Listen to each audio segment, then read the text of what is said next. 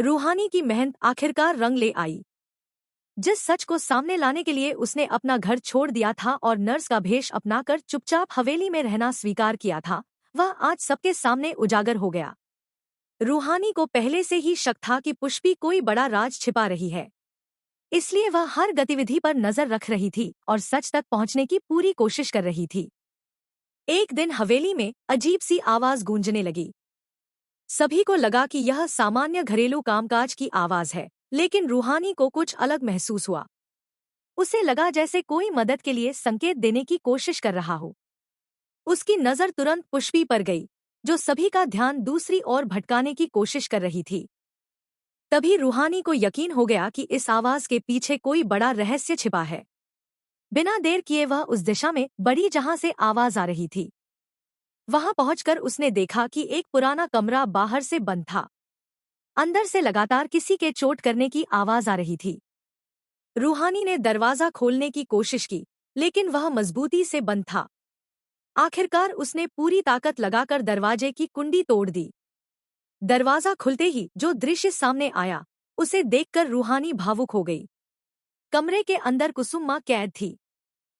वे बेहद कमजोर और थकी हुई थी, लेकिन उनकी आंखों में उम्मीद की चमक अभी भी बाकी थी। जैसे ही उन्होंने रूहानी को देखा, उनकी आंखों से आंसू बहने लगे। कुसुम को विश्वास था कि एक दिन कोई ना कोई उन्हें जरूर बचाने आएगा। रूहानी ने कुसुम को सहारा दिया और उन्हें लेकर हवेली के मुख्य हॉल में पहुंच गई। वहां मौजूद सभी लोग कुसुम को देखकर हैरान रह गए।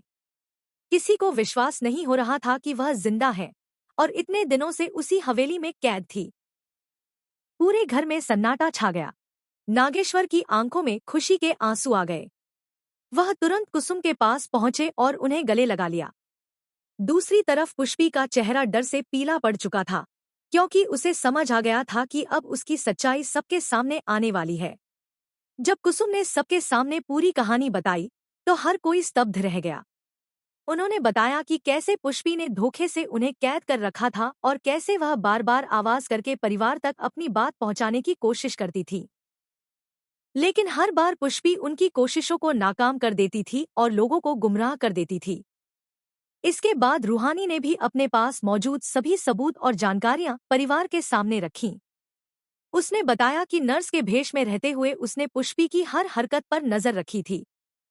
धीरे धीरे सच्चाई सामने आती गई और पुष्पी के झूठ का पर्दाफाश हो गया। गुरु यह सब देखकर भावुक हो गया। उसे एहसास हुआ कि रूहानी जिस सच की तलाश में थी, वह कितना महत्वपूर्ण था। उसने सबके सामने रूहानी को गले लगाया और उसकी बहादुरी की तारीफ की।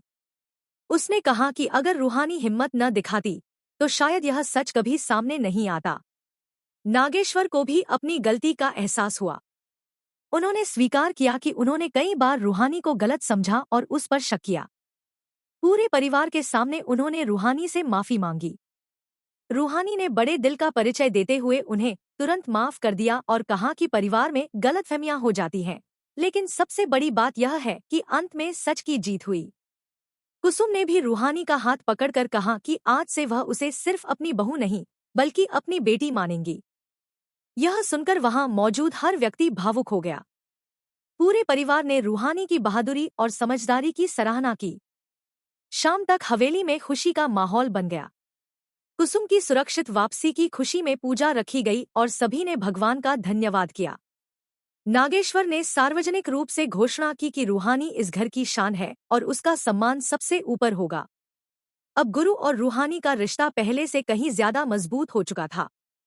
पूरे परिवार को यह विश्वास हो गया था कि रूहानी हमेशा सच और न्याय के लिए खड़ी रहती है। अंत में हर कोई एक स्वर में यही कहता है कि इस घर की असली ताकत, असली बहादुरी और असली पहचान रूहानी है, जिसने न केवल कुसुम को बचाया बल्कि पूरे परिवार को झूठ और धोखे के जाल से भी बाहर निकाल लिया। हमारी वीडियो कैसी लगी कमेंट में बताएं और न्यू अपडेट के लिए हमारे चैनल को सब्सक्राइब कर लें। शुक्रिया।